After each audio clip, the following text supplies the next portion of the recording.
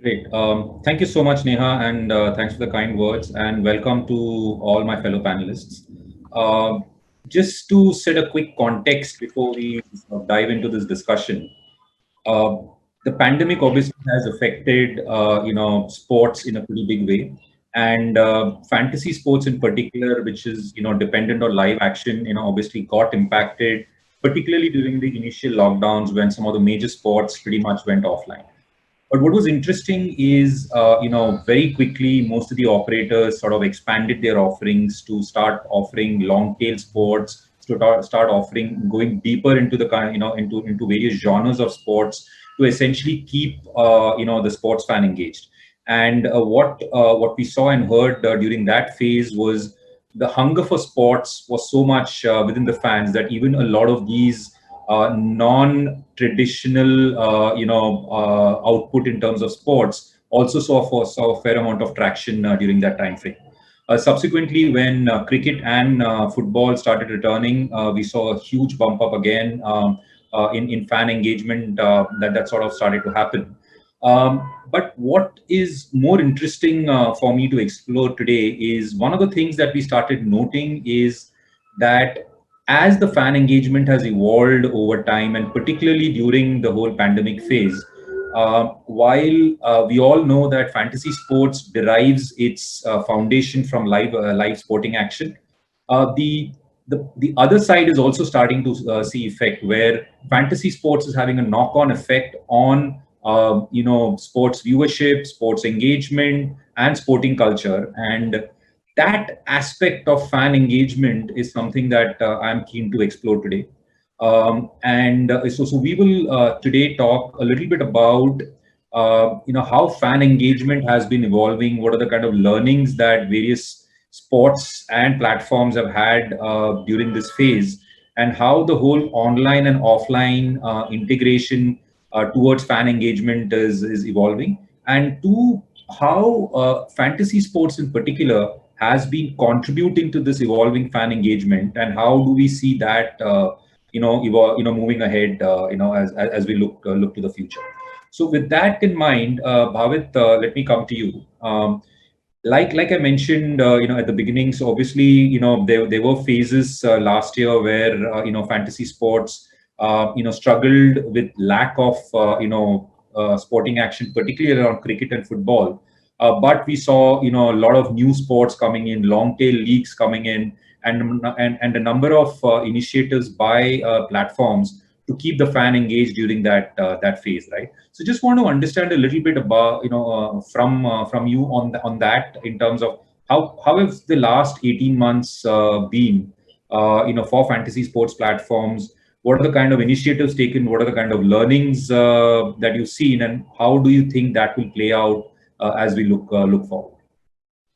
Sure. So I think let me start off by saying that there's a very symbiotic relationship, right, between fantasy sports and real life sports events. And Joy actually captured it beautifully in the previous panel. So I won't get into the detail, but in general, it increases viewership, increases fan engagement, makes a passive fan into an active fan. When the pandemic came around, the first few months, obviously, all sports had stopped, and sports fans were starved from seeing any live sports events. Right, it was all highlights and stuff that was available at that point in time. Um, so what we did, as plus other fantasy sports operators as well, is to go and try to find sports where those countries were lesser impacted by the pandemic. Was there anything available? And first few months was definitely a struggle, but after those first couple of months, we started seeing some tournaments in some countries being played, and so we started looking at how we can offer that to our fans in India. And so it's not only about offering that sport as a fantasy sport, but it's also about having availability for the fan to watch that sport, availability of stats so that the fans can actually analyze and create their team. And so, as holistically, what we are able to do is we are able to tie up with some of these tournaments, get streaming on some of our platforms, so that fans could watch those tournaments and introduce new sports, right? Which were not available on our platforms earlier, but those were sports that had some engagement going around, and they were being played. So it was a little bit of a struggle, but over time we started managing, adding more sports, getting some more data, some more streaming, and what we saw is that fans lapped up everything that we had to offer to them, because there was nothing else available for them to consume. Um, so one thing, one of our major learnings also is that uh, while cricket may be very, the sport in India in that sense, the largest sport, but right now, after looking at the last 18 months, we are very optimistic that these fans are actually sports fans. The reason that cricket is being consumed that much more is that cricket is packaged better. It's more availability. If we are able to do that for other sports, we'll definitely see more consumption of the other sports as well. Case in point being, kabaddi. We've seen a significant increase with kabaddi when PKL was launched, and it was packaged well. It was made better, available to users.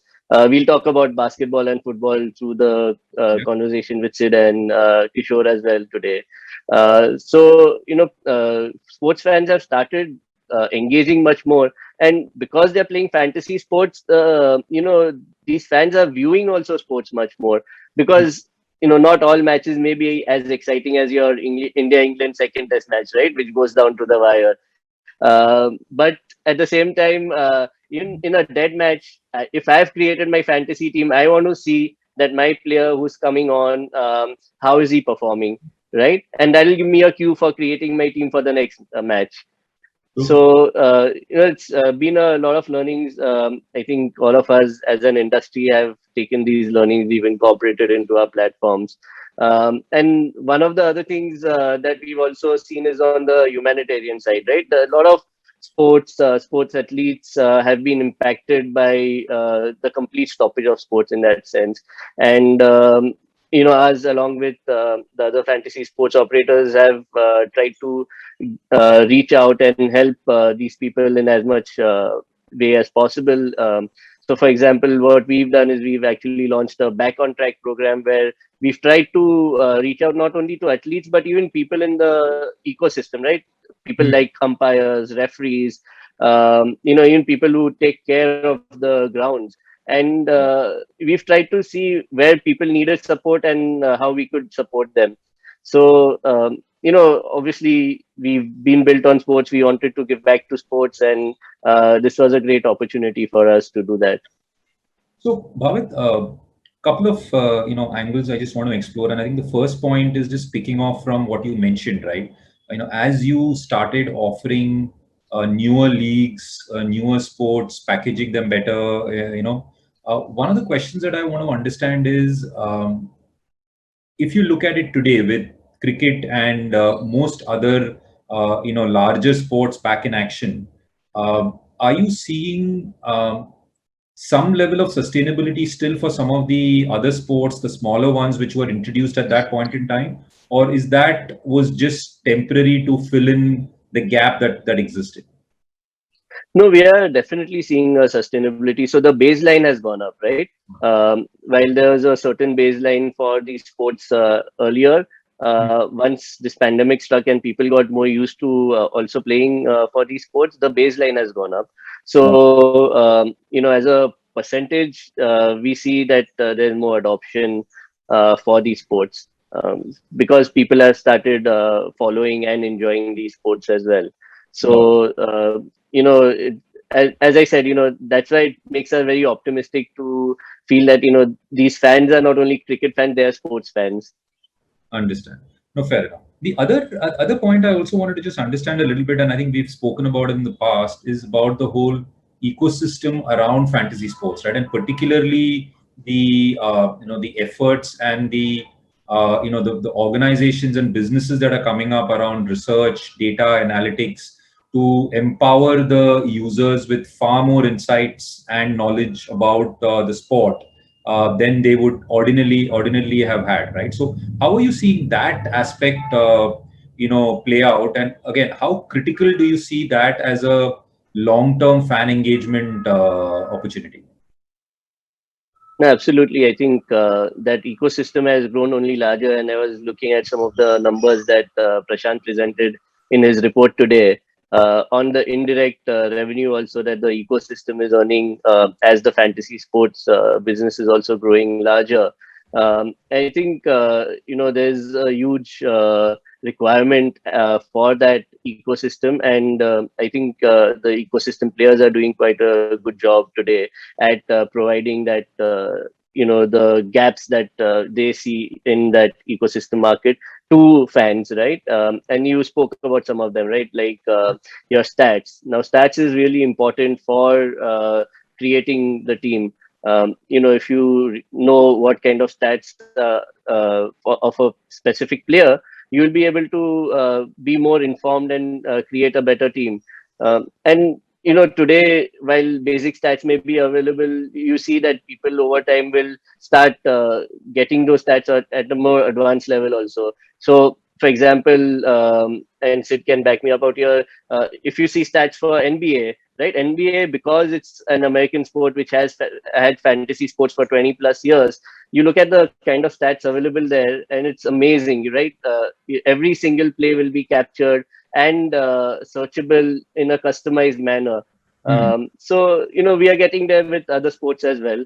I think as the ecosystem grows, as people also see a viable business model, people will create those businesses to fill in gaps which are there in the ecosystem today. Jeet, let me now come to you and try and get a perspective of the whole interlinkage between the fan, the sport, and the players, right? And how that, in particular, in the last 18 months, has evolved or got impacted by the pandemic, and what are the kind of changes that you're seeing happening, which is sort of pulling all of this together? Hi, Girish. See, over the last 18 months, Bhavit spoke a fair bit on how there was a struggle the first few months, but then they looked at areas where other sports were happening, and that took a bit of traction. I think IPL, which is the big one here for Indian fantasy, did happen late last year, and I think then things started taking off. Look, I would like to make a few points on while everybody knows about online fantasy and how it's gaining traction rapidly in our country. Yeah. But there is still some potential. So far, how is the communications happening? How are the promotions happening? It's basically being done by the OFS platforms on their own, right? So they are some of the biggest advertisers during live sport, besides also being sponsors of, last year, Dream 11 sponsored IPL, if I'm not wrong, paying 222 crores for title sponsorship. They continue to be a next level partner in IPL.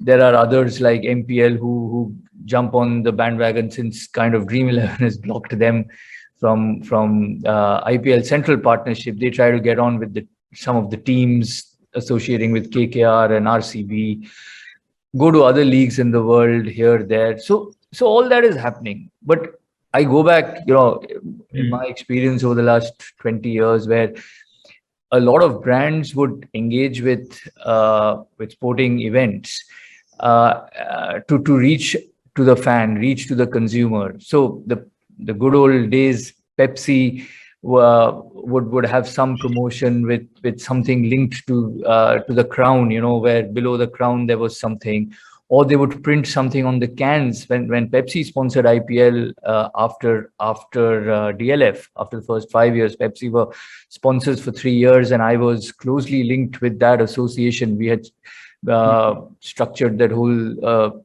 tie-ups with the various teams and the partnership with BCCI.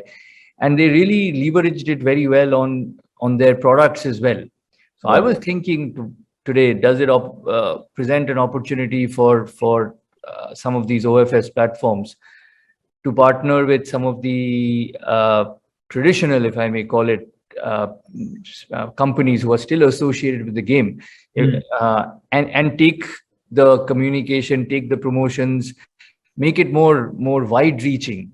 You know, it covers people who still today may not have full access to internet, or to have the app and play, but it would arouse curiosity. There are Pepsi or Coke or whatever truck backs. If we go There deeper are, into the demographics and the geography. exactly, In that sense, right? Lifebuoy wrappers or Colgate toothpaste. I mean, these are things that have happened before, but somehow in this new world where sport tech takes over, so it's always a very tech oriented thing. But I think there could be a possibility of looking at these people to have a wider outreach. Got it. That's one point that I thought. Just to add on to this point, right, or rather to dig a little deeper into this point that you just mentioned, right? All of this is essentially still one way, right? In the sense, it's the brand or the platform speaking to the consumer or the the viewer, and given that this is becoming more and more a tech-driven kind of a platform and an opportunity. Do you see a more interactive model evolving, particularly something which sort of brings the platforms, the brands, the players, and the fans all together? Is that something that you see opportunities in? Yes, I do see opportunities there. And one of the thoughts that I had was, again, see, fantasy league, whatever the rules in our country are, and it has so far stood the test of the courts, right? It's a game of skill versus chance. And everything happens. People choose their players, choose their teams before the game starts, right? Then whether you're in the stadium or you're in your house or wherever, you follow to see how your chosen team is doing. I think one of the things, and I've seen this happen, I've read about it in other parts of the world, is the stadium itself. Now let's assume India game, whether it's a national team or the IPL, and I bring Dream 11 into the picture because they happen to be partners of BCCI across both these formats. Now, let's say Eden Gardens. I live in Calcutta, and it's a packed Eden Gardens, 70,000 people. Now, how does IPL work? You've got a big screen, you've got an announcer. From time to time, some announcements are being made. Now, suppose I have some level of engagement for those spectators who are there. Jeet, so we lost you for a second, actually. Can you hear me now? Yes, we can. So I was talking about the stadium. Let's say I come from Calcutta and Eden Gardens, and let's say a packed 70,000 people. Now, suppose we can have some engagement for those people, because IPL lends itself well. You've got a match announcer, you've got a giant screen. So let's say at halftime, Girish Menon is leading the race so far, and he's in the stadium, and somebody goes and talks to him. He's chosen Andre Russell, or you engage with the fan. Yeah. There are prizes that are outside what is there on the platform for everybody who subscribes. It could be with other co-partners. A lot of the time, say Dream 11 also has individual tie-ups with the IPL teams. So you have suddenly, let's say you get a Hero bike or something, a Vivo handset, which is given on the spot to somebody leading or a couple of people. Or let's say Mumbai Indians has won the game, and the guy who's won the fan who's won it gets a chance to just have a handshake or a quick photo op with Kieron Pollard, who happened to score the maximum number of points that day. And that these are the things that really increase the fan engagement and will make others feel also that, hey, I could also hope to do this, next game, maybe I have a chance. And these are very simple things to do. It's all there. And I think these could be opportunities that could be explored.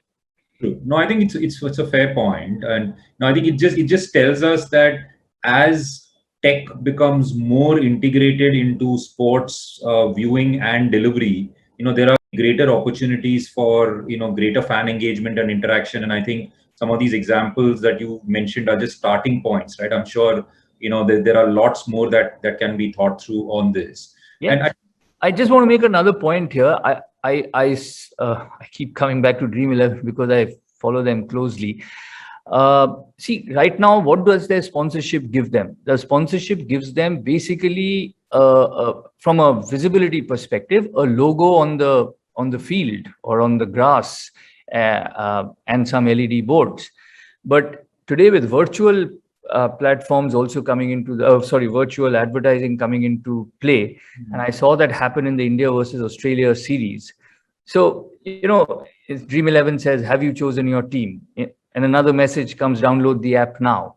Now, suppose you take it one step further and you use that same space that you get as a partner, and you say after 10 overs, "Have you got Andre Russell in your team today?" Or have you got Rohit Sharma, has Rohit Sharma featured? Suddenly, you're suddenly engaging with the fans much more than having just a vanilla logo, which everybody knows. So these could also be opportunities. Got it. No, I understand. I think, no, it's clear that there's a lot more that can, start getting thought through as, these integrations evolve, across platforms and across sports, right? From that perspective, Siddharth, now let me come to you a little bit to, understand 2-3 angles. And to start off, NBA as a sport is something that, is in some ways an import, into India. While basketball as a sport does exist in India, but it's something that probably needs far more intervention and evolution before it reaches the kind of scale that we would all love it to get there. And from that perspective, as NBA, what are you seeing as how the ecosystem around sports and around basketball in particular in India is evolving? What are the kind of initiatives that you're taking, which will sort of get the fan base far more engaged with the sport, and then sort of improve the sporting culture around basketball? Great question. This is a little departure from fantasy focus, but it's great that we're talking a little bit about sport in general, because let's face it, the entire fantasy ecosystem is built on live sport. So you're right, the NBA is relatively new to India, but basketball has been around for the longest time. Most schools, if they don't have a football ground or anything else, at least they have this multi-purpose court which has a hoop somewhere, etc. So kids have been exposed to the game for a long time. What we realized growing up is the area where India was lacking was proper coaching. So we knew what basketball as a sport was, but we didn't know how to play it well. We didn't know how to play it in a fun way. So what the NBA has done over the past 10 odd years is we've actually had a two-pronged approach to building India in a way. On one hand, building the basketball ecosystem as a whole. On one hand, building brand NBA, building fan engagement, fan acquisition, and eventually monetizing that. So on building basketball, what we've done is we have actually created a pyramid structure right from the bottom to the top. We run probably India's largest grassroots program called the Junior NBA, which is done in collaboration with our partners, Reliance Foundation. That program started off small with 2 cities, some 200 schools. Now we are in more than 8,300 schools across 34 plus cities. And it's not a touch and go program. It's a program where NBA coaches teach the coaches in the schools how to teach the game the right way. We give them equipment, balls, cones, whistles, everything is provided. Curriculum is provided. And 3 months in the academic year, every kid in those schools from age 6 to 16 goes through NBA coaching in their PE periods. So we're doing that. On the next level, we built NBA basketball schools. We have them now in 6 cities, which is kind of a pay-to-pay tuition-based program where you get advanced level coaching. So since we've been running Junior NBA for so many years now, there are kids who've got much better than their peers in their classes. Where do they go? Next level. This is where we are. We also run a nationwide talent scouting mission. It's in partnership with ACG. So it's called the ACG NBA Jump, which also has multiple elements. from our scouts going to every under 12, under 14 tournament to scout talent, to holding regional open tryouts across 4 to 6 regions across the country, where you can come and try out. Our coaches will watch you, film you, run you through the drills, and then pick the best. And then there's a national camp that you are called to, and then you get the best of the best get selected to what is the top of the pyramid, which is the NBA Academy.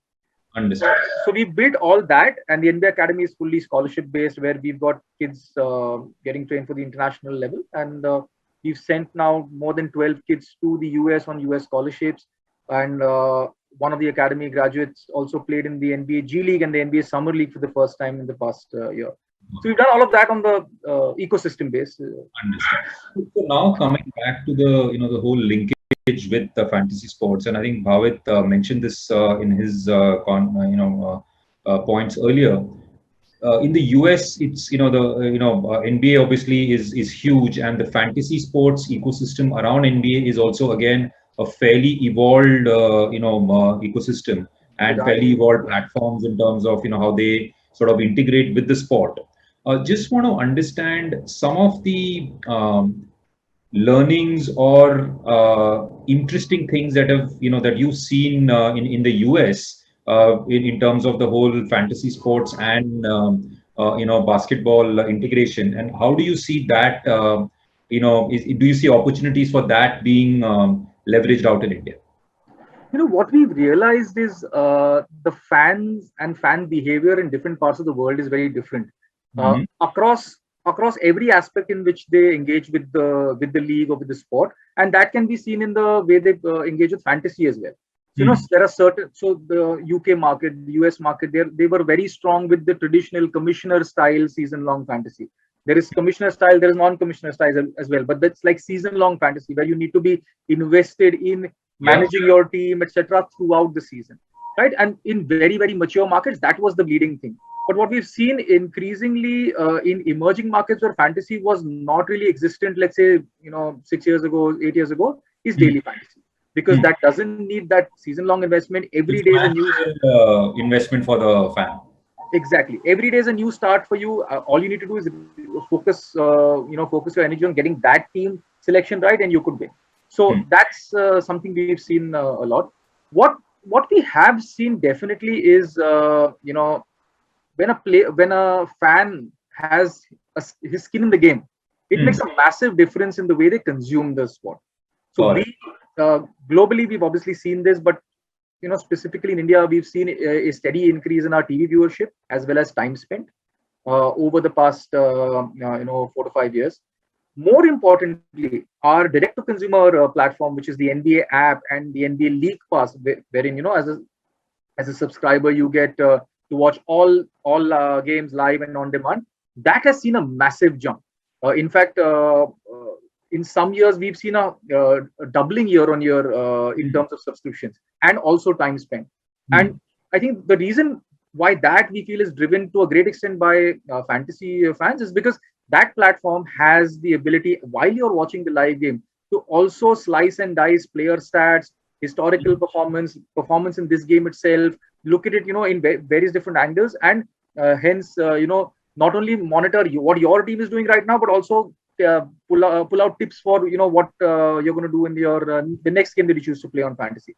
So that has seen a big improvement. Bhavi spoke a little bit about stats in the space, and he's right. NBA has always been very, very strong in putting together advanced stats, not just for the fans. Many of our personnel decisions in terms of which player to pick or which position to make him play is dependent on analytics now for the past 5 odd years. So literally, some general managers and NBA teams go down to the level of saying, this person, if we want to be successful, this particular player has to take no less than 5 and no more than 7 3-pointers from the left corner. It's gone down to that level. Now, what we are seeing is fans are now also digging deep into that. So on NBA.com, we have player profiles with advanced stats, and we've seen time spent on researching those stat pages a lot over the past 3 years. And I'm pretty sure the only people researching to that level are journalists or fantasy fans. So, so that's definitely. I understand. Yes, in fact, just to build on to one point that Sid said also on the increase in the League Pass subscriptions and people watching. One thing that we noticed is that most of the basketball games are early morning, right? And what we notice is a majority of people who join contest for the match will yet come before the match to ensure that their teams are all right. The basis what the lineups are announced, and so and then obviously those people, because they are anyways engaging and creating their teams, they are then going to start watching the match as well. So we've seen that on our platform as well, that majority of people do engage in that last half an hour before the match starts, and then that goes on into the entire watching of the match. Got it. So Bhavit, in fact, just to follow on from this, right? So when you take a game like basketball, which is in its evolutionary stage in India, are there any proactive aspects where fantasy platforms can contribute to the growth of the sport? Yeah, I think as I also said earlier, one of the things is a lot of times people may engage and get introduced to fantasy sports via cricket. But once they get engaged, they explore and they see what other sports are available. Obviously, with basketball being one of our initial sports along with football, people did engage with basketball as a sport. And, we started off with a few thousand people coming and playing. And today that's gone up significantly, right? The kind of engagement that we see on basketball in general. And what we've done from our side also is we've put out some, educational videos around how basketball is played, some content. Obviously, we do redirect people also to different basketball leagues to understand how they are played, their stats, with a lot of content being available for NBA. NBA is one of their starting points to get introduced to basketball as a sport. So while people are exploring, we also nudge them a little bit by educating them about sports. And basketball also as a sport is actually lends itself very well to fantasy sports because it's fast, high action. There are points that players are getting every few seconds or 30 seconds, right? So you can literally see your points increasing, very quickly. And the match itself is a short one, right? It's not a long match. So it helps, to quickly, your early morning fix of basketball and then get on with your day. No, great. If I may add to that, it's been a revelation for me personally. We knew NBA fantasy was big globally. We never thought it would explode the way it has in India. And speaking with the Dream 11 team, collaborating with them, understanding insights, what we realize is that some of the points that Bhavit mentioned, because basketball as a sport is easy to understand, the scoring system is easy to understand. Scoring happens fast. There is a lot of variety in terms of teams that you can pick. So there are lesser chances of tied results, etc. All of this is kind of fueling basketball to being like the next big thing from a fantasy perspective to cricket. It's as easy from a scoring point of view as cricket, etc.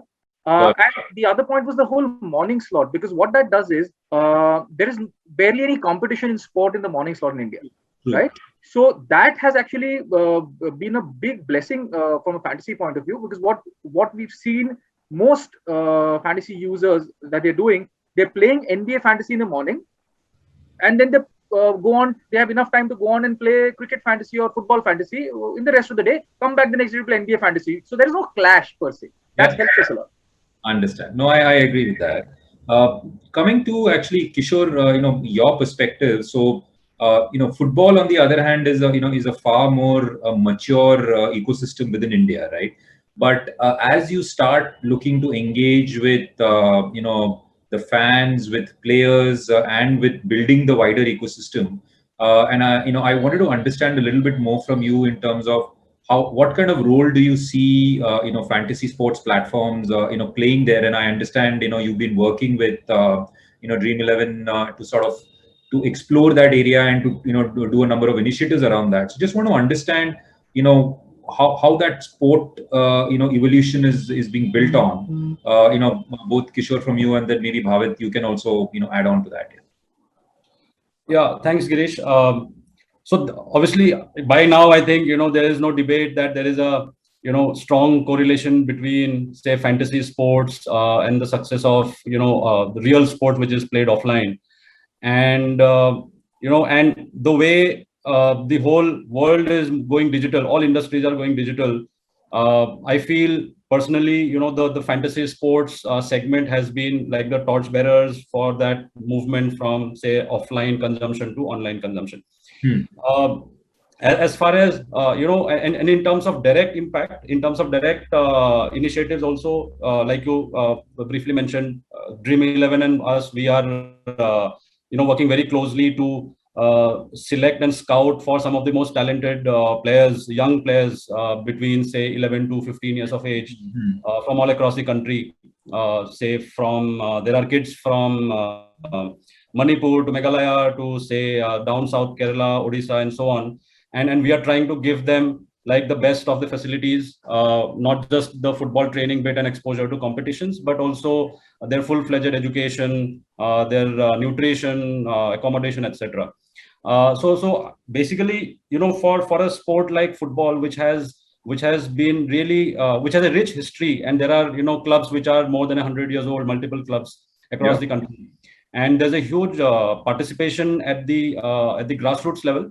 But the mystery is that at the pro level, we do not have enough global stars, or we do not do well at the global stage as a team. So the undercurrents are there, and I think with more exposure there, and digitization can bring more visibility to the right talents, and there we can learn a lot from the way fantasy sports has been able to revolutionize the sports consumption in the country. Understand. One other point, Bhavit, Kishore, before I move to Bhavit, one of the other challenges that we've noted, at least during the pandemic phase, is that on stadium audience participation is limited, right? So either you have cases where there are no audiences, you're playing in front of empty stadiums, or you've got limited audience, maybe 50% capacity or whatever, and that tends to change sports to sport, country to country, depending on the situation there. Now, in situations like this, how do fans, and also more importantly the players react, and what kind of innovations can we think about in terms of on ground engagement for fans? Right.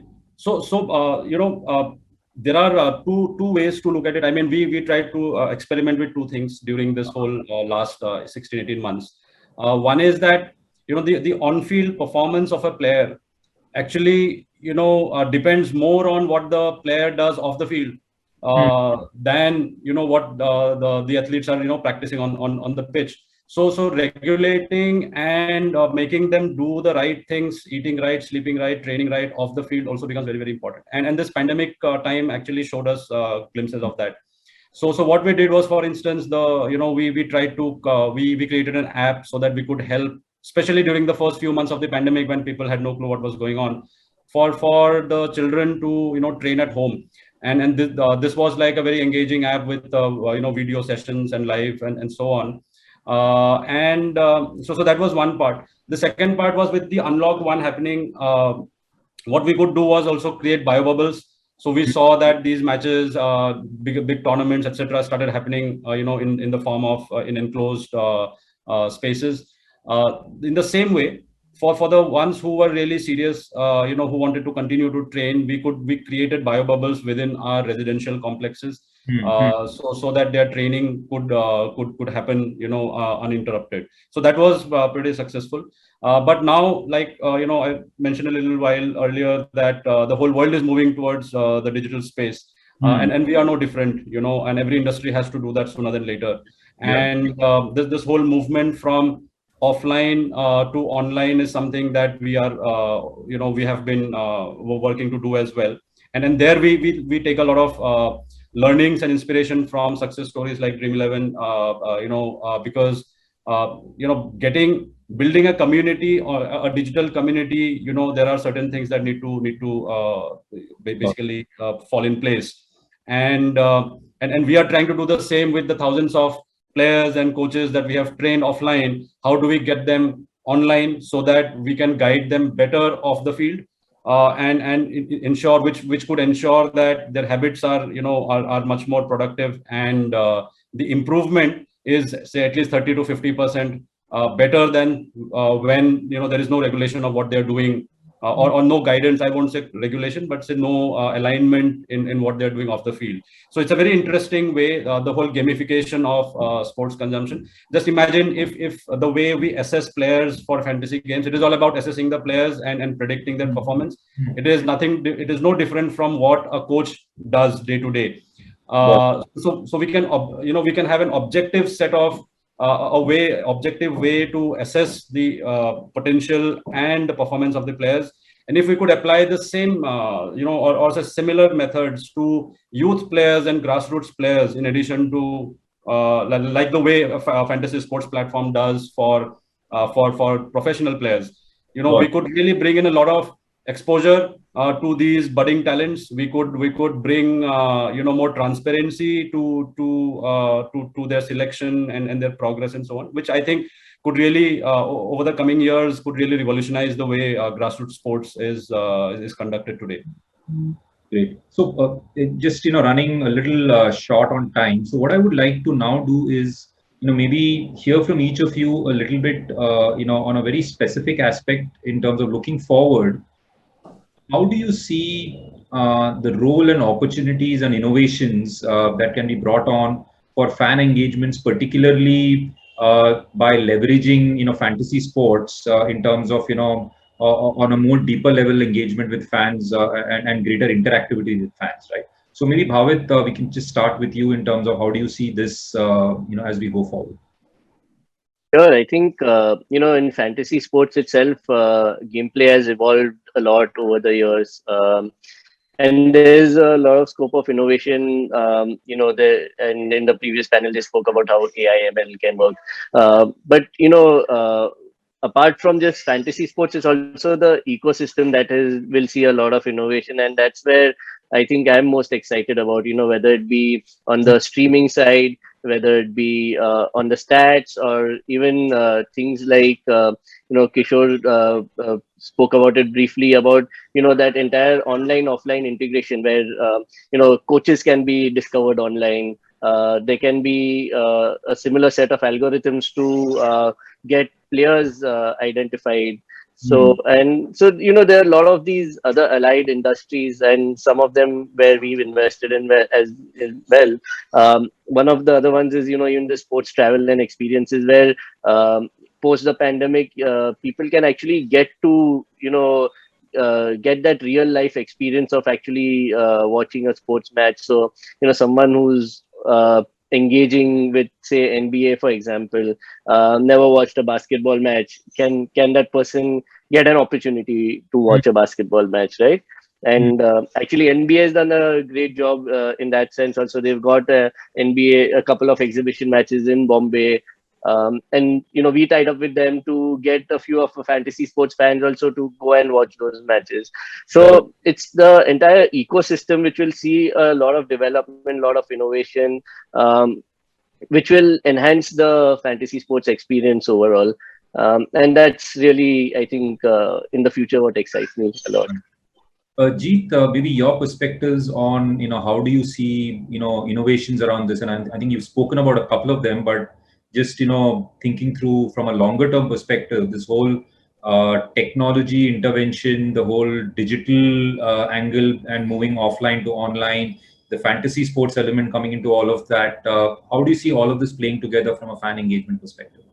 There is two quick points I want to make. One is on that fantasy league, while the real play is on, be it cricket, be it NBA, be it whatever, somebody like a Dream 11 who has another platform, say FanCode, right now, not much is known. So you could have some kind of programming done there on the people who are participating in the fantasy league. to make real life heroes, in a way that they're winning, they're analyzing well.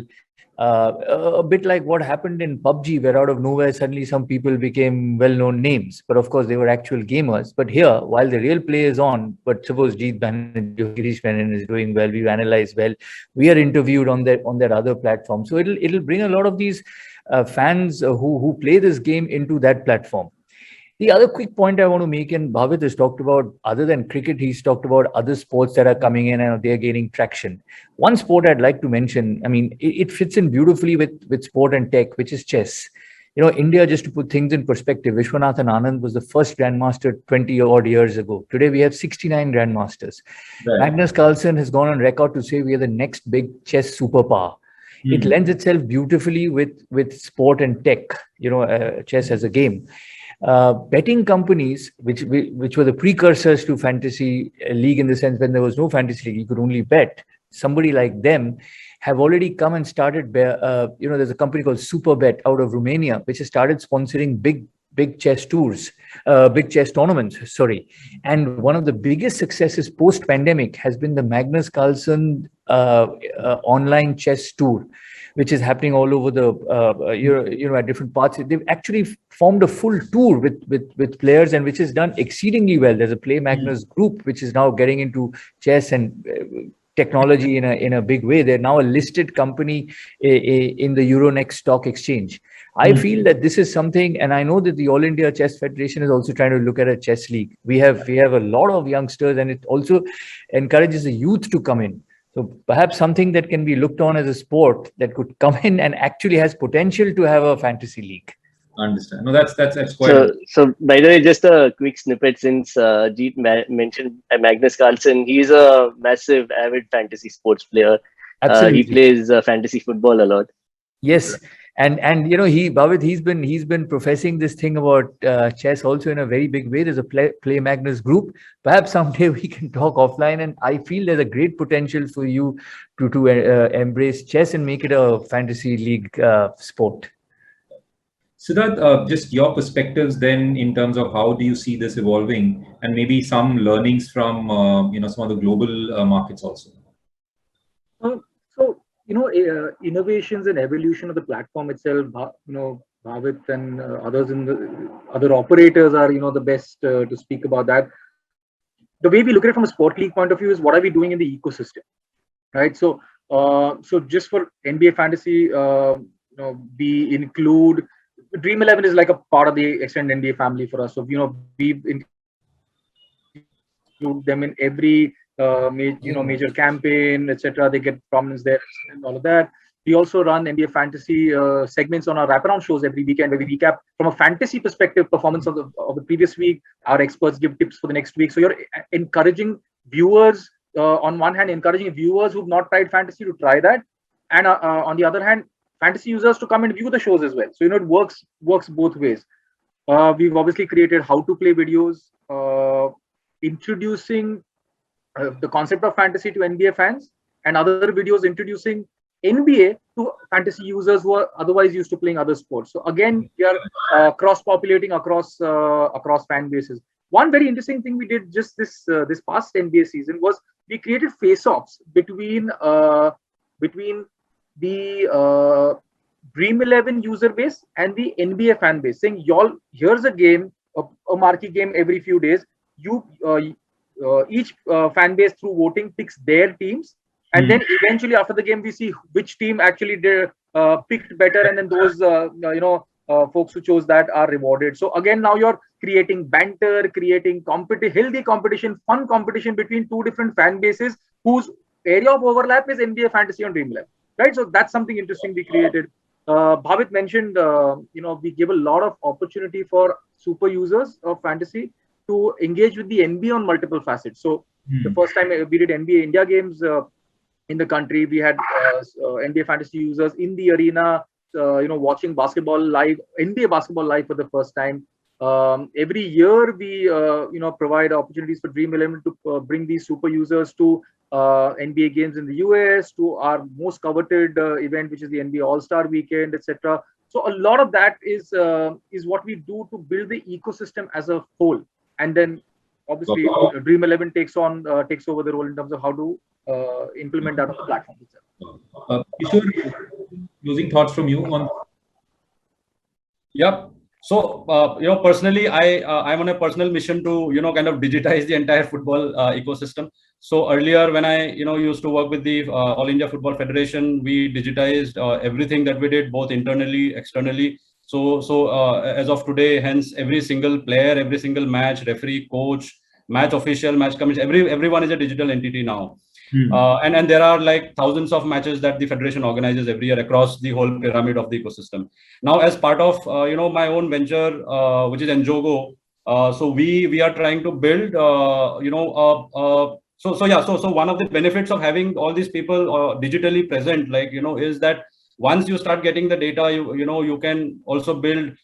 There's no limit to the kind of games you can build on top of those digital entities, and through Enjogo, what we are trying to build is basically, a sports learning app where, again, but in a gamified manner, right? Because exercising, learning is always has a little bit of friction. There's a little bit of barriers there mentally. So we have to make it fun for them. So again, the same principles, gamification principles that we can observe and learn from fantasy sports and so on, can be used to create some really nice games which are healthy for our children and the young stars to to develop. So that whole I think huge amount of innovation is waiting to happen in the offline part of the sports world.